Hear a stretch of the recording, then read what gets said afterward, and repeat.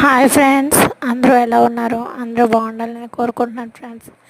First time friends పిజ్జాకి తీసుకెళ్ళమంటే మా husband తీసుకొని వెళ్ళారు ఫ్రెండ్స్. చాలా బాగుంది ఫ్రెండ్స్ పిజ్జా అనేది. నేను ఇప్పుడు వరకు తినలేదు ఫ్రెండ్స్, ఫస్ట్ టైమే తింటున్నాను ఫ్రెండ్స్. అందుకే అంత ఎగ్జైట్మెంట్గా ఉన్నాను ఫ్రెండ్స్.